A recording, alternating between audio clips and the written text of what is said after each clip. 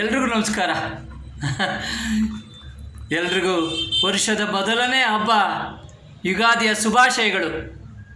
ಅಂದಾಗೆ ನನ್ನ ಭಾಳ ದಿನದ ಆಸೆ, ನನ್ನ ಹಡೆದ ದೇವರುಗಳ ಮೇಲೆ ಒಂದು ಪುಸ್ತಕ ಬರೀಬೇಕು ಅಂತ ತುಂಬ ದಿವಸ ಆಸೆ ಇತ್ತು.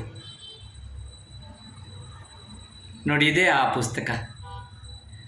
ಅದರ ಹೆಸರು ನಮ್ಮಮ್ಮನೇ ನಮ್ಮ ಮನೆ ದೇವತೆ. ಹೌದಲ್ವಾ? ನಮ್ಮಮ್ಮನೇ ನಮ್ಮ ಮನೆ ದೇವತೆ.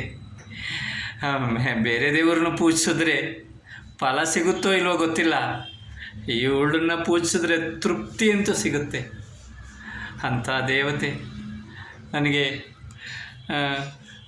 ಏನು ಕರುಳನ್ನು ಹಿಂಡಿ ನನ್ನನ್ನು ಬಾಳಿಸಿ ಬೆಳೆಸಿದ್ಲು.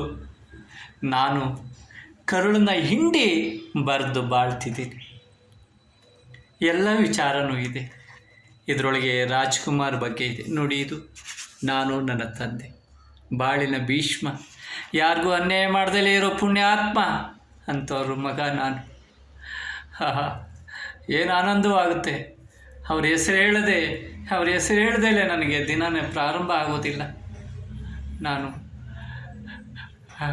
ಹಾಗಾಗಿ ನೋಡಿ, ಎಲ್ಲ ಇದೆ, ಎಲ್ಲ ವಿಚಾರ ಇದೆ. ರಾಮಾಯಣ ಇದೆ ಈ ಪುಸ್ತಕದಲ್ಲಿ. ಏನಿಲ್ಲ, ನನ್ನ ಸ್ನೇಹಿತರು, ನನ್ನ ಆತ್ಮೀಯರು ಒಂಥರ ವಿಶೇಷವಾಗಿದೆ ನಿನ್ನ ಪುಸ್ತಕ ಓದಬೇಕು ಅಂತ. ನಾಡು ನುಡಿ, ರಾಮಾಯಣ, ಈ ಅಪ್ಪು, ವಿಷ್ಣುವರ್ಧನ, ಶಂಕರ್ನಾಗ್, ಪ್ರತಿ ಒಂದು ವಿಚಾರನೂ ಇದೆ ನೋಡಿ. ಇವತ್ತು ಹಬ್ಬ ಯುಗಾದಿ ಅಲ್ವಾ ನೋಡಿ, ಅದರ ಮೇಲೂ ಇದೆ.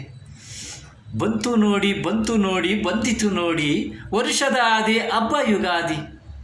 ನಲಿಯುತ್ತಿದೆ ನಭವೆಲ್ಲ ಹರುಷ ಪಡುತ್ತಾ ಸಂಭ್ರಮದಿ, ಯಾರೇ ತೆಗೆದರು ತಗಾದಿ, ನಿಲ್ಲದೆ ಬರುವುದು ಯುಗಾದಿ. ಹೀಗೆ ನನ್ನ ಇರೋ ಅಲ್ಪ ಜ್ಞಾನದಲ್ಲಿ ನಾನು ಸಾಕಷ್ಟು ಮಟ್ಟಿಗೆ ಚಿತ್ರಿಸಿದ್ದೀನಿ. ಓದೋ ಪ್ರಯತ್ನ ಮಾಡಿ.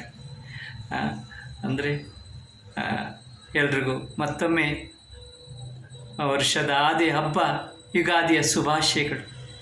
ನಮಸ್ಕಾರ.